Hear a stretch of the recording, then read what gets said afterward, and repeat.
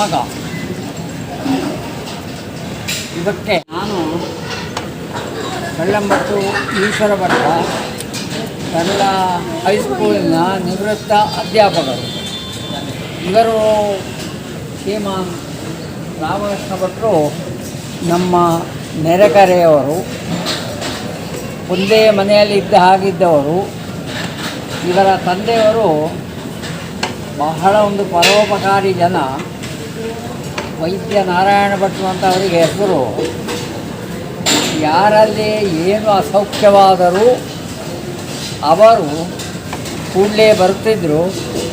ಅವರ ಯಾವುದೇ ಔಷಧಿಗೆ ದುಡ್ಡಿಲ್ಲ, ಅವರು ಜನತಾ ಸೇವೆ ಅಂತಲೇ ಮಾಡುವಂಥದ್ದು.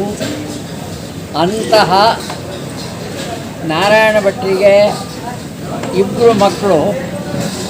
ದೊಡ್ಡವರು ಗಣಪತಿ ಭಟ್ರು, ಎರಡನೆಯವರು ರಾಮಕೃಷ್ಣ ಭಟ್ರು. ಇವರೀಗ ಸಾಮಾನ್ಯ 45 ವರ್ಷಗಳಿಂದ ಈ ಪಾಕಶಾಸ್ತ್ರ ತಜ್ಞರಾಗಿದ್ದಾರೆ. ಇವರು ಯಾವ ಪಾಕ ಬೇಕಾದರೂ ಬಹಳ ವಿಶೇಷವಾಗಿ, ಬಹಳ ಸಲೀಸಾಗಿ ಮಾಡ್ತಾರೆ. ಮತ್ತು ಇವರಿಗೆ ದೊಡ್ಡ ಅದರಲ್ಲಿ ಆಗ್ರಹವು ಅವರ ಉದ್ಯೋಗ ಆಗಬೇಕು ಅಂತಲ್ಲದೆ ಇಂತಿಷ್ಟೇ ಅಂತ ಅವರ ಕಮಾಯಿಗೆ ನಿರ್ಬಂಧ ಇಲ್ಲ ಅಂತ ರಾಮಕೃಷ್ಣ ಭಟ್ರು ಮತ್ತು ನಾನು ಎಳವೆಯಲ್ಲಿ ಕನ್ನಡದಲ್ಲಿ 30 ಫ್ರೆಂಡ್ಸ್, ಹಾಗಾಗಿ ಒಟ್ಟಿಗೆ ಶಾಲೆಗೆ ಹೋದವರು. ಇದಕ್ಕಿಂತಲೂ ವಿಶೇಷ, ನಮ್ಮೊಟ್ಟಿಗೆ ಅವರು ಸ್ವಲ್ಪ ವೇದ ಪಾಠಕ್ಕೂ ಬಂದಿದ್ದಾರೆ. ಇವರ ಉಪನಯನಕ್ಕೆಲ್ಲ ಬ್ರಹ್ಮೋಪದೇಶಕ್ಕೆ ನಾನೇ ಮುತುವರ್ಜಿ ವಹಿಸಿ ವೇದವನ್ನು ಕೂಡ ಹೇಳಿದ್ದೇನೆ. ಅಂತಹ ಅವರು ಕಾರಣಾಂತರದಿಂದ ಈ ಪಾಕಶಾಸ್ತ್ರದಲ್ಲಿ ತೊಡಗಿದ್ದಾರೆ. ಹಾಗೆ ತೊಡಗಿದಂತಹ ಪಾಕಶಾಸ್ತ್ರದಲ್ಲಿ ಸಾಮಾನ್ಯವಾಗಿ ಭಾಳ ಉತ್ತಮ ಕೆಲಸವನ್ನು ಮಾಡ್ತಾರೆ. ಅದರೊಟ್ಟಿಗೆ ಹೆಸರನ್ನು ಸಂಪಾದಿಸಿದ್ದಾರೆ.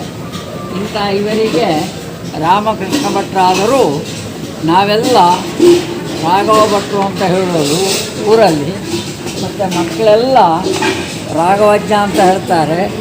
ಅಂತಹ ಒಂದು ಮಹಾನುಭಾವಿ, ಒಳ್ಳೆಯ ಕುಶಲ ವೃತ್ತಿಯಲ್ಲಿದ್ದವರು. ಇಂಥವರಿಗೆ ನಾನು ಆಯುರಾರೋಗ್ಯ ಶ್ರೇಯಸ್ಸನ್ನು ಕರುಣಿಸಬೇಕು ಅಂತ ಆ ಪರಮಾತ್ಮನಲ್ಲಿ ಪ್ರಾರ್ಥಿಸುತ್ತಾ ಅವರಿಗೆ ಉತ್ತಮವಾಗಲಿ ಎಂಬುದಾಗಿ ಹಾರೈಸಿಗೆ.